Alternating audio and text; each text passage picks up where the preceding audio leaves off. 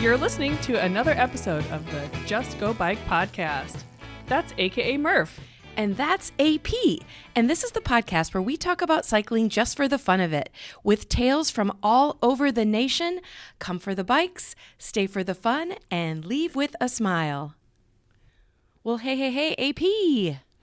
Hi, Murph. How's it going? Well, it's going great. At the time of this recording, I am in the process of packing up to leave the frozen tundra of Iowa for a week of bikes and sunshine. Rum Runner Tour, here I come. Oh, I'm so excited for you. How do you decide? Do you pack a jacket just to get to the airplane, or do you leave that sucker behind? I know. And I did get a message from the party planner, Mr. Pat Mabin, and he said, it's a little bit chilly here in Florida, so pack accordingly. And so then I Googled, current temperature in Florida, and it was like 75. I'm like, I don't think he understands where I'm coming from. So, but yeah, I don't know. I'm not sure how I'm going to go from 20 degrees to 75. Yeah. Well, it sounds delightful. And say hi to Pat and everybody else down there. There's going to be quite a few Iowans down there, aren't there? Yeah. So the Rum Runner Tour, I think there's like 22 people, but among them are quite a few Iowans, people that you guys as listeners know and love. A lot of them have been on the pod. And I may try and I'm going to take my podcast equipment. So you may be hearing, actually you are today, hearing a episode that I record in the future, but you're hearing it in a few seconds. So I don't, yeah. Is that like time travel? I'm not sure. Yeah. I think that's like Scooby-Doo stuff. Like, I don't know, man. Like, watch out for people hiding in masks behind the bushes because, like, you're in the future, but you're in the past. But look, all you got to know is that today's podcast guest is a name that you and I are familiar with, and I think your listeners will definitely know, Denise Mueller. Yes, Denise Mueller will be on the Rum Runner Tour, and I'm going to, I did sit down with her to talk about all things. She's known as the fastest cyclist on earth. Yes. And she's on today to talk about records. She broke a new record recently, and also to talk about e-bikes and a few more things. Yeah, Denise is an incredible cyclist. Awesome to talk to. She just a lot of fun. And if you don't know who Denise is already, you're about to.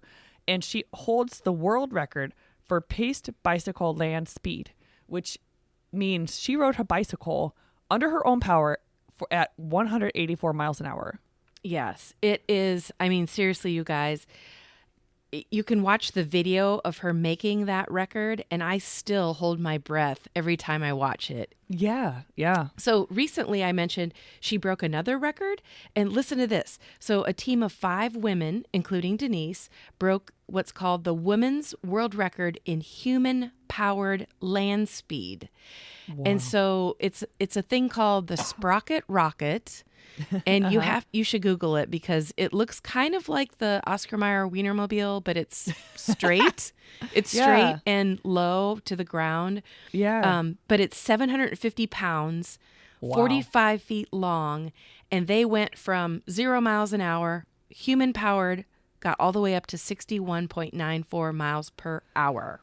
Oh, I think they could just go ahead and round that right up to 62 in my book, but that is crazy. Yeah, it's like a recumbent. They're all kind of stacked behind each other. So also a really cool video to watch. So Denise is going to tell us about her world records team Sprocket Rocket. Yeah, and if you'd like to find out more outside of the podcast, you can look it up at teamsprocketrocket.com. And I'm sure on Denise's in all of her social media as well. Yes. I also wanted to throw in a plug before we get to this incredible interview. I wanted to throw in a little plug because RAGBRAI route announcement registration has opened, where if you'd like to go to the route announcement party where we reveal where you will be riding your bike next summer, go ahead and join us at this party. You can find out more information at ragbrai.com. I have it all there and on all of our RAGBRAI social medias. Yes, and I will be there. AP will be there. Yeah. And the date is January 27th. That's right. And all day before the party, there will be the Iowa Bike Expo, which is held in the same building, the Iowa Event Center, and Morphology and I will have a podcast booth. Yes. If you'd care to say hello. Yes, we will definitely be asking people to chat.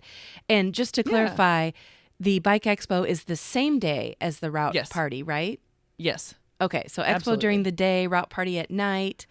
It kind of like, I mean, you live RAGBRAI year round. Well, I guess I kind of do too. But that is always like kind of the stepping stone of like, oh my gosh, it's happening. It's really here. Yeah. And I get too excited, so I kind of mix it up. So the expo is first and it's free. And then the party, you'll need to register and pay for because you'll get a pint glass and a beer and some appetizers. So and music, and a band, live music. Yeah, and a cool band. And I think they're called the Bad Friends. So it's going to be exciting. Cool. Yeah. All right. Well, I can't wait to hear more about the route announcement. What I really want to hear about is Denise. So let's get on to this interview. All right, let's get to it.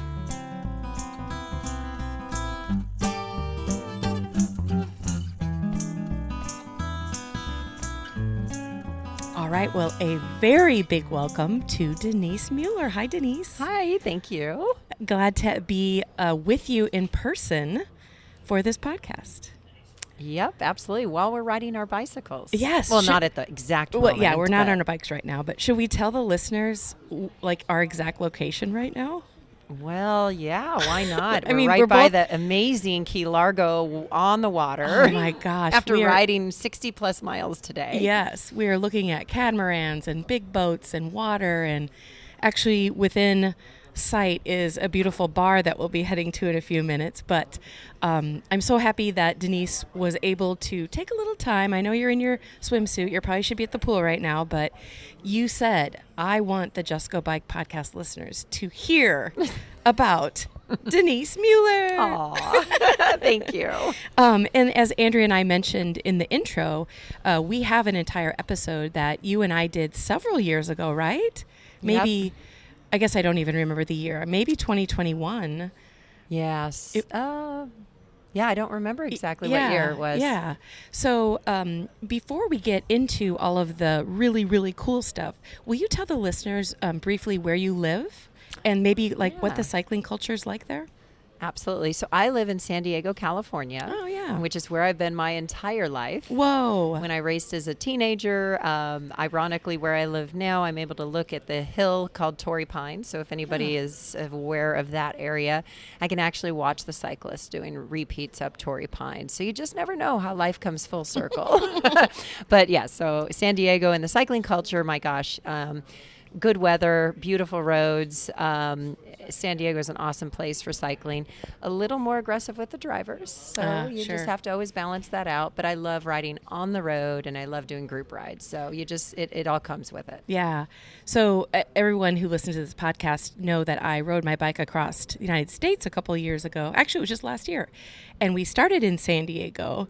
And what was funny is we stayed at an RV park and we asked somebody, how close are we to the actual ocean? Because we want to dip our tires, kind of like you do on RAGBRAI. We want to do it in San Diego. And then when we got to Florida, and the guys all like, just follow this path. It's not that far.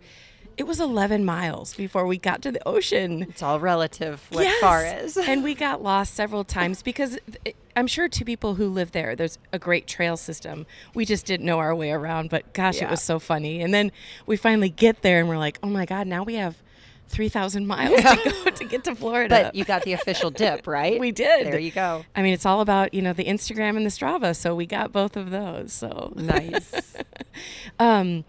So I, of course, interviewed you when we talked about a world record that you still hold to this day. Yes. And like you mentioned when we first started talking, we are getting to bike together right now. Actually, I hear a bicycle. Is that a bicycle we hear? No, but I think that's coming from one of those catamarans out there. Oh, nice. Anyway, we are on a bicycle tour right now. We're midweek, and like you said, we're in Key Largo, Florida, in the Keys. But it's called the Rum Runner Tour, and I've mentioned it on a couple episodes. But what do you think of it so far? Oh my gosh. Well, first of all, no matter what you do when you're on a bicycle, it is great. Number one. Number 2, it's with the people that you're around. And my gosh, this group, it's like a family. It is a second family. Yeah. Same group that I've ridden with over at RAGBRAI, also Ride the Rockies. And so it is like, so my joke about this one, it's sort of like an adult winter break with a lot of cycling and your buddies and drinking. Yes. And we're lucky enough right now to have beautiful sunshine and all just beautiful weather. Yes. I can do with a little less humidity, but I guess that's sort of what happens in Florida. Yeah. So you have to just roll with it. Yeah. We've both been joking about our extra curly hair this Yep. week. Okay. So tell the listeners, again, we will reference the first episode where we talked about your world record, but give us like maybe a little more than the elevator speech, but tell everybody what Project Speed is and was. Well, ironically, that we wore the Project Speed we had the jerseys on today. We sort of tried to do matchy-matchy with some of the people who had the same type of jerseys, Yep. and today was the Project Speed jersey. But yeah, it's the land speed record, and I did that in 2018. Yeah. And it is a drafting record, so I was able to do 183.9 miles an hour behind a dragster, and I beat the men's record. Wow. 2 years prior, I had set the women's record and came back out and then beat the men's record with a dragster. And I still hold it, so it's over 5 years as of right now. And ironically, I had a guy come out, and not in the U.S., but he's in the U.K., and he has done a lot of land speed record drafting and a lot of different iterations of vehicles and also bicycles. And he actually, in 2019, so a year after I broke the men's record, he was attempting to break my record, but only broke the men's record. Oh, no way. So I officially am the overall record holder, but he went and he did 174 point something miles an hour in 2019. But in all fairness, he needs to come out to Bonneville, which is where I did it. And that's where he would be able to have the true distance to go faster. So I do believe the overall record that I hold will go down, as is all records are meant to be broken. You're right. You're right. You know, that's what I did. I went after somebody else's record. So when he does that, then I will be able to own probably the rest of my life the world's fastest woman on a bicycle. So it's funny when people introduce me, the world's fastest woman. I'm like, that's technically true, but I'm actually the world's fastest human. Yes. So I totally own that for as long as I can hold on to it. Oh, for sure. And just to be specific, you said that there's a dragster and you're drafting behind it, but you're physically on a bicycle, a 2-wheeled, no motor in it. You are on pedaling a bicycle, and you were able to get up to, well, actually you got up over 183.9, but that's a side story, I guess. Yep. But you maintained it. Yes. Wow. The drafting record it's very important for people to understand. It takes about 5 miles to get up to speed. I start from a dead stop. First mile is being towed to 110 miles an hour so I can release, because it's a single gear bike. And so then I release and spend the next 4 miles increasing. But that last full mile I did in 19 seconds. Oh my gosh, that's just amazing. I mean, I can't even, besides being in a plane, I can't think of anything that can compare to that. And you are just in your, what did you say it was, a kangaroo leather? A kangaroo leather motorcycle outfit. But they had to modify it because motorcyclists don't have to pedal. And they had to modify it so for breathability and then it could also flex. the flexibility. Oh my gosh, it's just, wow. Congratulations. I mean, that's just like and it is on a regular bicycle. You were mentioning that. Sorry, I overshadowed that. But so it is a 7-foot long bicycle with 17-inch rims. They're actually motorcycle 2.0 width rims, and that's what we're using. Everything is not really necessarily geared, or not geared for, but tested for the speeds we did. So it was a lot of piecemealing of, this should work together. And it worked. It did. 2 more things I want to ask you before we get to the newest record that you have broken is, one is, how did you communicate with the driver of that dragster? Because that had to have been pretty nerve-wracking for them to be driving as fast as they were driving and to know that a human being on a bicycle is right behind them. Yeah, so two elements about that. First of all, there was no physical communication as far as two-way radio or anything of that nature. Oh, We okay. tried doing that in 2016 because I had the same race car driver, Shay Holbrook, in 2016 and also in 2018. So Okay. for both my women's record and then the overall record. We were unable to get the actual two-way communication to work, but she did have 2 video cameras, so she was able to watch, and she really learned my body language, and so she knew when I was hurting or when I was taking it easy, what I could handle, and that was really the method of communication for her to see me. And then for her to communicate with me was lights. And the only thing she could do is flick these switches, and she would light up mile marker 1. So it was a light would come on for 1, light would come on for 2, all the way up to So then 5, you and they'd knew, flash. okay. So because I can't see what's going on, Sure. because it's a salt flats, Sure. and I don't see that little thing going right by by me so quickly because I'm so focused at the center of the vehicle. Right. Oh, amazing. And then the second thing I wanted to ask about that is there a place, I already know the answer to this, but is there a place that people can actually see you do it?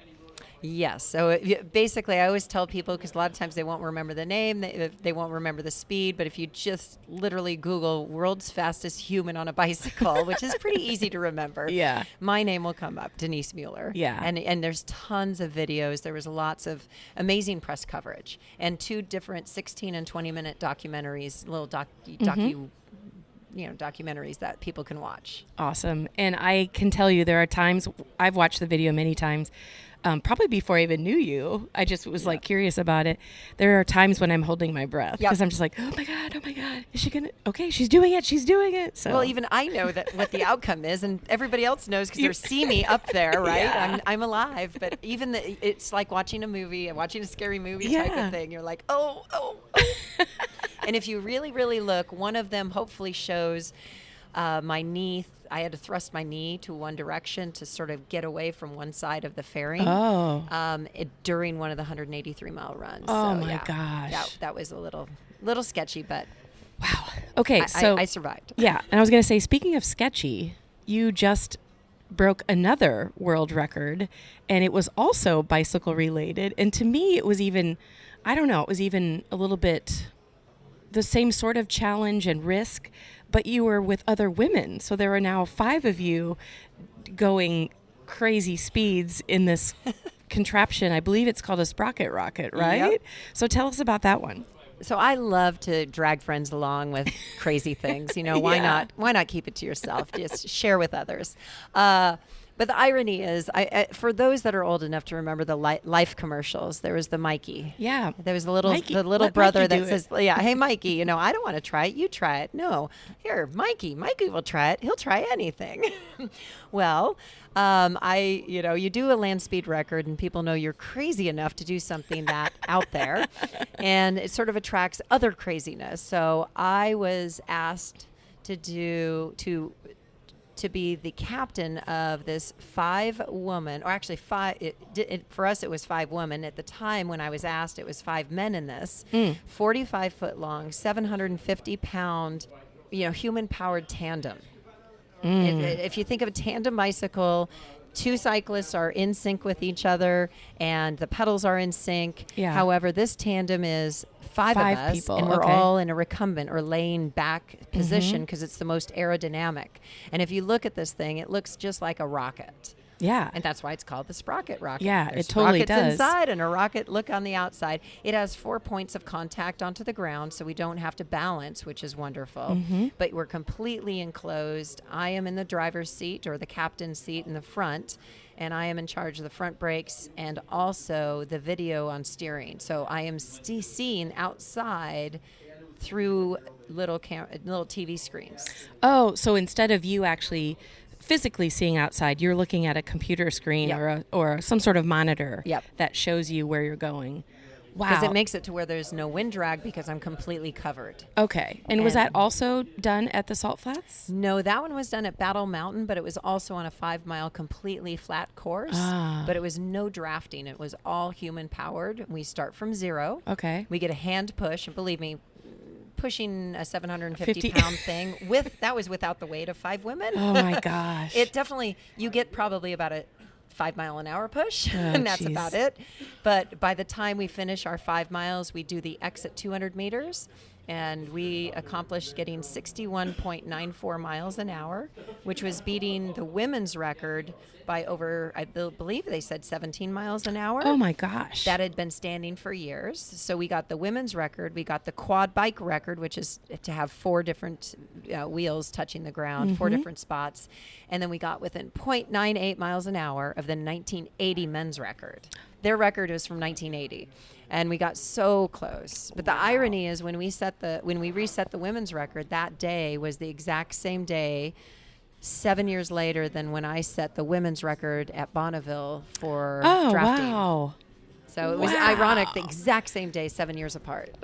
And how did you find these 4 women to do this with you? Well, I got asked in 2019 to do this Sprocket Rocket, and I hemmed and hawed, and I finally said yes about November of 2022, and it took quite a bit for me to be able to say yes, only because it was another goal and another challenge that I needed to do. But when I said yes, he said, okay, now you need to find 4 women, because the engineers is Ivan Gunderson and Chuck Johnston. Okay. And they were the ones who engineered this, built it as their own dream to see a world record be made on it. And so when they said that, I was sharing with a cycling group that I go on, and one of the ladies who's 60 plus years old, who is a phenomenal athlete, I was telling her, and I watched that glint in her eye, and I looked over and I'm like, oh my gosh, would you be interested in being one of the riders? So that's really where it started, because I'm 50 and she's 60 plus, and her other friend, who used to be a cycling teammate of mine when racing, she said yes also. So now we had 3 over the age of 50. And so at that point in time, I said, you know what? I want to keep the entire Sprocket Rocket over the age of 50. And I found another friend of mine who is an amazing athlete, world champion pursuiter on the velodrome with a team pursuit. And she said yes. And then I said, okay, now we just need one more. She says, I got the perfect one of my teammates. Oh, wow. Our average age was 60 years old for 5 women. And we set that dang record. That is amazing.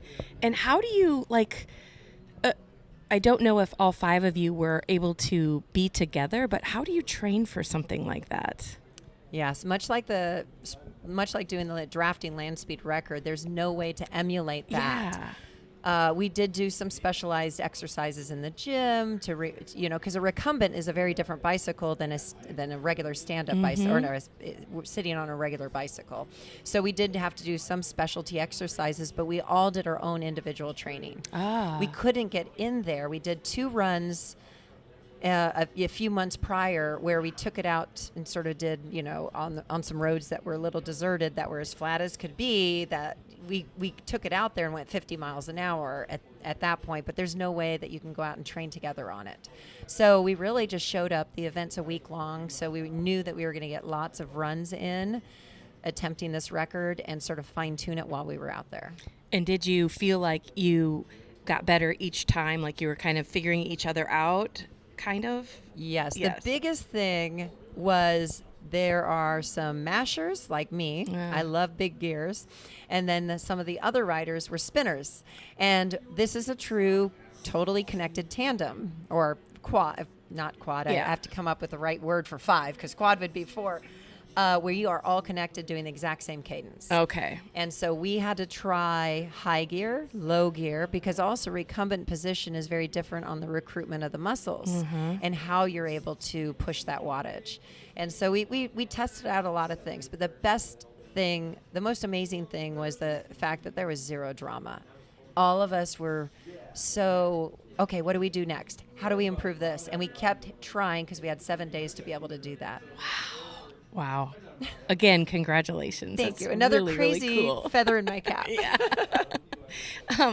And I know you well enough to know that you have done a gazillion other crazy things, even in the last 12 months. I won't even get into all of them. You can go to Denise's Instagram page and probably figure out all the things that she's done. But what are some highlights that you can share with the listeners? Maybe some cycling highlights. Cycling highlights. Well, this year, most amazing opportunity. I've had 4 7-day bicycle adventures. Oh, nice. The very first one was actually RAGBRAI. No, it was Ride the Rockies. Okay. So I'll get back to that one in a moment because there's something special about that one. So I did Ride the Rockies. I did RAGBRAI. I did this Challenge Athlete Foundation, San Francisco, San Diego. And then now I'm in the midst of Rum Runner. So that is 4 7-day-long bicycle events, which is absolutely amazing to be able to do. But the one that kicked that off is Ride the Rockies. Yes. And there's a really interesting story that comes with that because a lot of people think, okay, you're just this phenomenal athlete. You're good at everything. Yeah.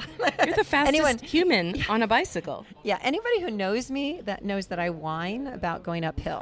So, and if you listened about the fact that I live in San Diego, that's sea level. Yeah. So I went to Ride the Rockies. And let's say Ride the Rockies is mountain pass after mountain pass. It's Colorado. I mean, it is exactly what it says. You are riding the Rockies. We went over Berthold Pass, yes. Continental Divide, like I think it was 11,800 feet, right? Yeah. So first of all, I feel altitude at 1,000 feet because I'm from sea level.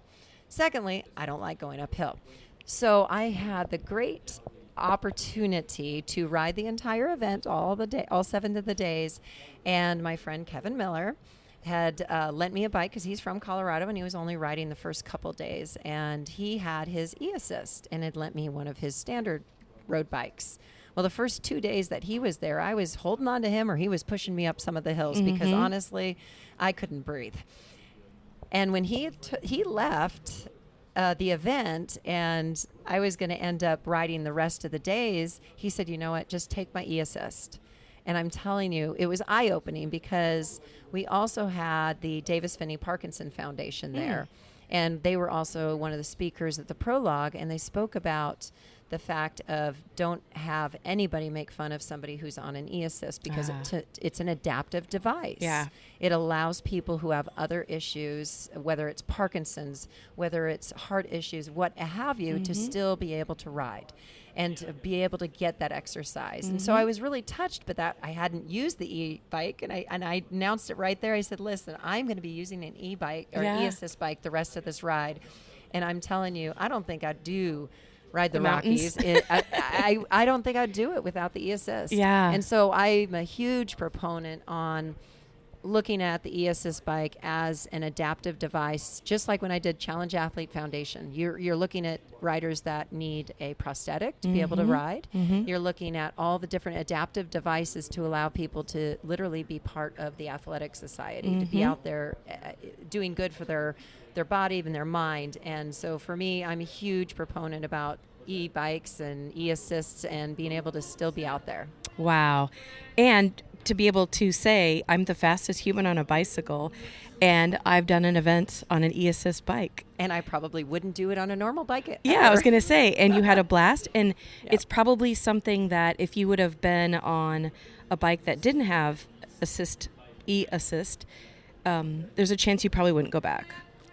Or I probably wouldn't have even finished it. Sure. I would have probably sagged half the days or half of the rides all the days. Yeah. You know, it was that much of a difference for me. Oh, wow. But I'm really fast on the flats. Well, you're really fast anytime, no matter what bike Not up you're the hill.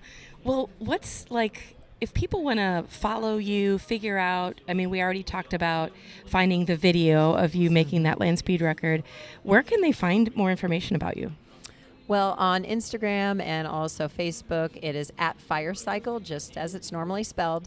And I am also going to be doing I have inspired183.com, which is not going to be up until the beginning of 2024. Ooh, so this is like a secret scoop. Yes. Yeah, awesome. And with that, I'm going to be putting together a podcast that is on the horizon. So I do the whole, the planning for that. Yeah. But it's going to be also about inspirational stories. Okay, very good. Because the other element that I do is inspirational speaking, and that's what that website is going to be about. Okay. Is my being able to speak about my history of what I've done, but being able to speak at corporate events and talking about getting people back into the game of life. Because I basically did 23 years of being off the bike, doing the corporate thing, running a business, raising a family, and ended up getting back on the bike and doing this record. And I can literally put together all the little dots from one inspiration of 3 ladies at the gym that did their first marathon that inspired me to do my first marathon, that got me literally to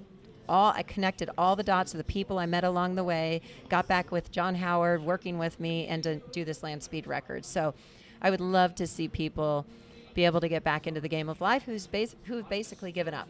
They're going, okay, this is what life's going to be. And it's like, you can make a change. Wow. And at any age, I mean, you and I are both, oh, wait. Did we already discuss how old we are? I'm 50. Okay. I'm the same age as RAGBRAI. We were both born the same year. And you mentioned that you did RAGBRAI, like, I'm assuming it was a 10 out of 10 because it always is, but how was your RAGBRAI experience? Oh, well. Even with the heat and the storm and... So huge shout out to, I have 2 wonderful sponsors, KHS, who has been wonderful for the bicycle, and Primal.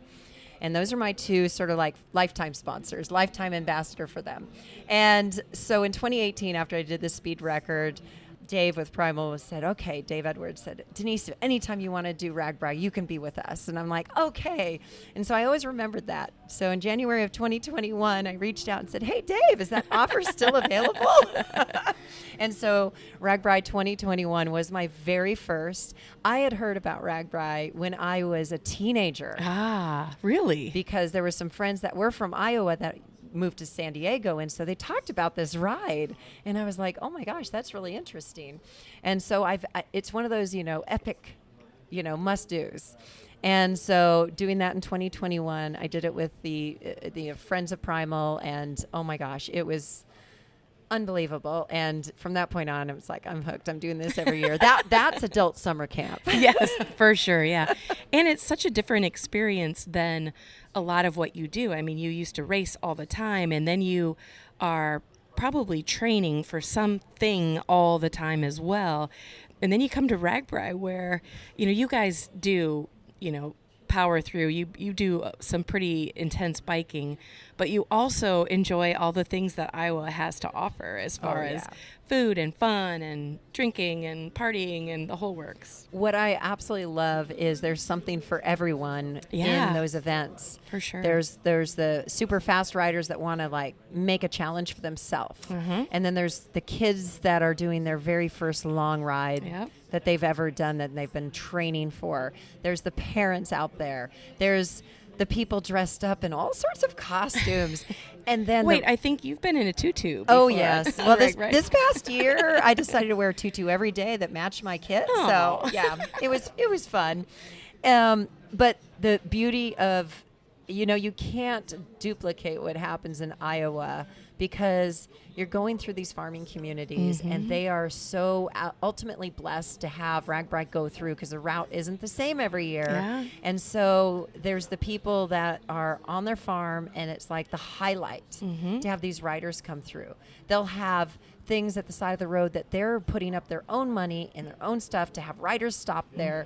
They have slip and slides, and the most amazing things. And I love that community. Yeah. And it's like, you just can't replicate that. And I think there's the history that 50 years of RAGBRAI. Oh my gosh.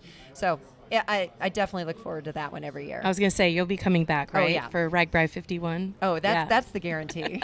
And we definitely need to give a shout out to Dave Edwards again, because not only is he, a sponsor for you, or is that the right word? Yep. Okay. Yeah. Not only is he a sponsor for you, but he's also the official jersey of RAGBRAI. Primal Wear is the official jersey. So everyone out there that has purchased a RAGBRAI jersey has a little Primal in their closet. Yep. It's always good to have a little Primal on you every day. That's right. Well, Denise, thank you so much for coming on the podcast and taking time out of the Rum Runner Tour. We have we think we have 3 more days of biking. You know how when you bike every day, that's all you have to do. We're like all of us are like, what day is today and what time is it? But I think our little bands say ride, rum, repeat. Yes, ride, rum, repeat. So I have not had any rum yet today. Have you? Nope, not today. Yeah, it might be time. So anyway, thank you so much for coming on the podcast. Oh, thank you again.